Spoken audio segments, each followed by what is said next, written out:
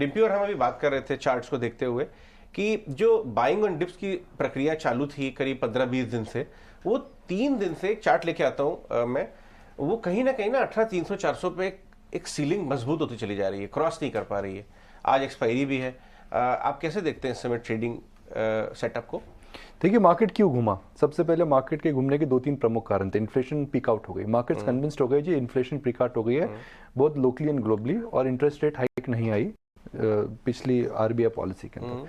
Second, FI का जबरदस्त inflow आने लगा, और तीसरे अर्निंग सीजन को लेकर के लोग जो अटकलें लगाए बैठे थे, मार्जिन में नुकसान होगा, मैनेजमेंट की फी की कमेंट्री रहेगी, 2023 से खराब था तो 2024 FY24 और ख़राब रहेगा, उस कमेंट्री को लेकर के मार्केट को निराशा नहीं हुई। तो ट्रिगर थे जिनकी वजह से मार्केट बॉटम आउट हुआ था। अब इस मार्केट को ऊपर जाने के लिए ट्रिगर की जरूरत पड़ेगी। देखिए, आप एक सोचिए कि आप हवाई जहाज में बैठे हैं, हवाई जहाज ऊपर जा रहा है, और हवाई जहाज को ऊपर और एल्टीट्यूड पे जाने के लिए अगेंस्ट से ग्रेविटी जाना पड़ता है। जितना ऊपर आप जाते हैं उतना ज़्यादा आपको ग्रेविटी में जाना पड़ता है।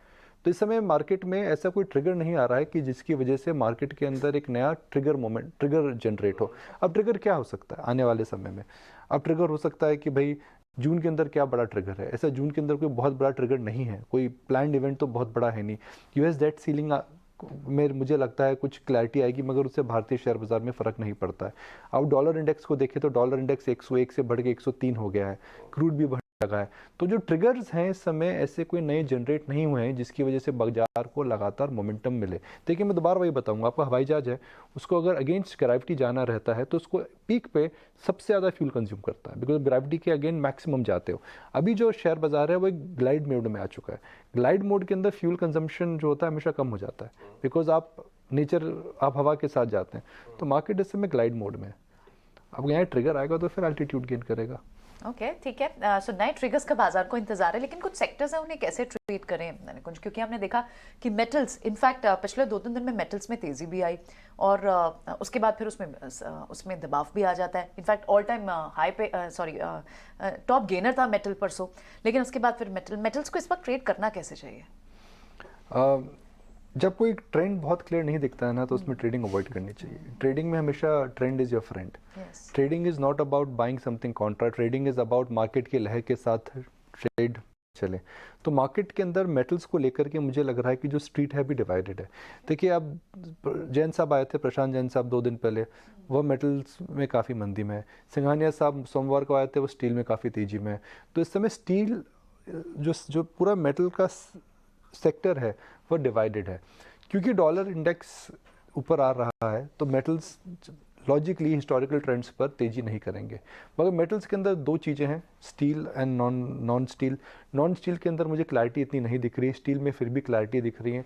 कुछ स्पेशलिस्ट स्टील कंपनीज़ हैं जो कि नीश अपना बना चुकी हैं, उन स्पेशलिस्ट स्टील कंपनीज़ पे ध्यान रखिए, इनवर्ड लुकिंग स्टील कंपनीज़ पे ध्यान रखिए। जैसे टाटा स्टील देखते हैं तो टाटा स्टील एक ग्लोबल स्टील प्ले है, मगर आप JSPL और आप सेल की बात करते हैं, JSW स्टील की बात करते हैं, इनवर्ड लुकिंग कंपनीज़ हैं। तो within metals go for steel, within steel go for inward looking sector, and go for companies where the delta of coal is highest. Data हमें निकालना पड़ेगा कि स्टील कंपनी के अंदर 2 चीजें होती हैं रॉ मटेरियल, आयरन ओर और कोयला। कुकिंग कोल की जो प्राइसेस हैं वो करीब करीब $30 से $35 नीचे आ चुके हैं, और अब ये सब फॉरवर्ड की इनकी जो पुरानी इन्वेंट्री है इस आने वाले क्वार्टर में खत्म होगी। तो आने वाले क्वार्टर में स्टील के नंबर अच्छे आएंगे, आने वाले क्वार्टर में सीमेंट के नंबर अच्छे आएंगे। सीमेंट के नंबर देखिए, इंडिया सीमेंट के नंबर में परसों देखिए धराशायी होगा एकदम, क्योंकि मेटल प्राइसेस, क्योंकि कोल प्राइसेस आर गॉन हायर।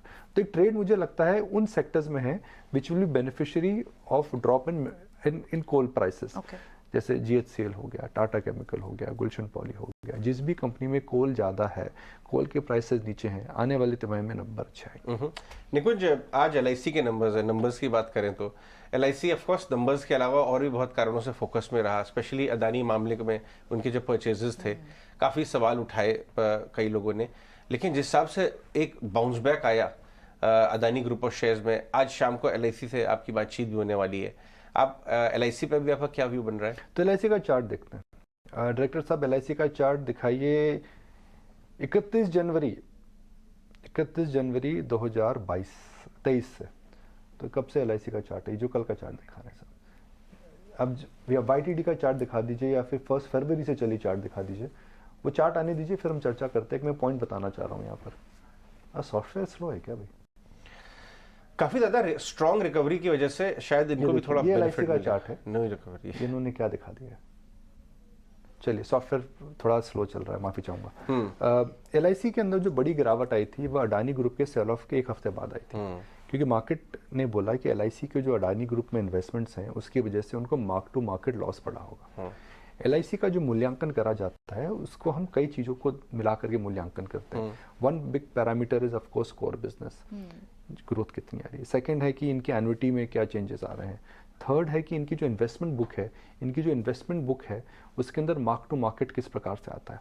तो अडानी ग्रुप ऑफ स्टॉक्स के अंदर हमने देखा था एक तरफा उछाल आया था 2022 के अंदर, उसकी वजह से हमने देखा LIC के अंदर जनवरी, नवंबर और दिसंबर के अंदर भी उछाल आया था, बिकॉज इनका बड़ा एक्सपोजर था। जब अडानी ग्रुप ऑफ स्टॉक्स में गिरावट आई तो अडानी के LIC के स्टॉक के अंदर भी हमने भारी गिरावट देखी। सबका मानना था मार्क टू मार्केट की वजह से उनको भारी नुकसान होगा, मगर before LIC could do a book a mark to market loss, वो मार्क टू मार्केट लॉस अब मार्क टू मार्केट गेन हो गया। तो मुझे लगता है कि LIC के अंदर जो एक स्टेप बदली treatment Adani group of stocks की वजह से हुआ था, आई थिंक वो एक जस्टिफाइड नहीं था, and I think that is something will markets will respect. जैसे कि अभी आप बोल रहे थे, मुझे ध्यान आया कि SBI के साथ भी ये होता है। SBI को पनिश करने लगा बाजार इसकी वजह से, और पूरा SBI में पूरी रिकवरी आ गई। 25 जनवरी से 10 फरवरी तक जितने भी कंपनीज हैं जिनके पास अडानी ग्रुप का एक्सपोजर था, जितने भी लेंडर्स हैं वो खटाई में आ गए थे। SBI हो, BOB हो, कैन बैंक हो, in fact had to come out and clarify भाई कुछ प्रॉब्लम नहीं है, दीज आर सिक्योर्ड एसेट्स। मगर वही मार्केट है जे मार्केट शॉर्ट टर्म में भावनाओं से चलता है। कभी बात करेंगे कि कैसे इनको समझना चाहिए, मगर please understand human behaviour is something which influences the stock price in the short term, and I think right now the whole view on LIC I think has become just too bearish. I'm not a big fan of their franchise, but क्या होता है कि आप किस price पर ले रहे हैं ना जे वो मैटर करता है। राकेश झुंझुनवाला साहब हमें क्या बोलते थे, what matters is the price at which you buy. LIC में not be the best business to buy, but at this price आपके लिए मार्जिन ऑफ सेफ्टी या पैसा खोने का चांस बहुत कम है। राइट देखिए, कल बाजार जो है थोड़ा प्रेशर में आता हुआ नजर आया लास्ट आवर ट्रेड में निकुंज, लेकिन इंडसइंड बैंक डेज हाई पे बंद हुआ और ऑलमोस्ट 1300 रुपए पे आ गया, 1275। इंडसइंड बैंक के रिजल्ट्स, कमेंट्री और जैसा सेटअप दिख रहा है, आपने उसको चार्ट को दिखा या? देखिए, मैं डेटा सुमित से बात कर रहा था, शायद 10 में से 9 दिन ऊपर है या फिर 13 में से 12 दिन ऊपर है। ये इंडसइंड बैंक एक बैंक था जो एक ज़माने में HDFC बैंक के आसपास प्रीमियम कमांड कर रहा था। कहाँ गया वो समय? कहाँ गया वो समय? 4 टाइम बुक हो गई थी इसके 2016-17 में। उसके बाद IL&FS क्राइसिस हुआ, सोपली साहब गए, उसके बाद इन्होंने जो गाइडेंस दी उसको पूरी तरह से पूरा नहीं कर पाए थे। अब 3 या 4 क्वार्टर से इनके नतीजे अच्छे आ रहे हैं। 3 या 4 क्वार्टर से इनका हाई ग्रोथ वापस आ चुका है। मैं हमेशा एक प्रश्न चिन्ह पूछता था इंडसइंड बैंक के मैनेजमेंट से, जी आपकी बुक इतनी अगर छोटी है तो आपकी ग्रोथ HDFC बैंक से कम क्यों है? तो उन्होंने बोला जी हम उस पर काम कर रहे हैं, उनकी बैलेंस शीट ठीक हो चुकी है, निम्स ठीक हो रहे हैं, स्टॉक भी सस्ता है, अंडर परफॉर्म कर चुका है, इजरायली में पार्टिसिपेट नहीं करा है बारिंग दिस रिसेंटली। हिंदुजा ब्रदर्स के जो हमें समझ आ रही है, लगता है कि वो अपना स्टेक बढ़ाने वाले हैं। वहाँ पर जो फैमिली डिस्प्यूट्स थे, हम जानते हैं कि it's unfortunate they lost a senior family member there, लगता है वो डिस्प्यूट्स भी सेटल होने वाली हैं because family wants a clear division path now. तो जो इनकी कंसर्न्स थी, मुझे लग रहा है 1 बाय 1 समय सेटल हो रही है, और जो नया बुक ये बना रहे हैं वो भी मुझे ठीक लग रहा है। ओके, ऑलराइट, बहुत बहुत शुक्रिया निकुंज आज समय देने के लिए और ये सारे एनालिसिस हमसे शेयर करने के लिए। चलिए बढ़ेंगे।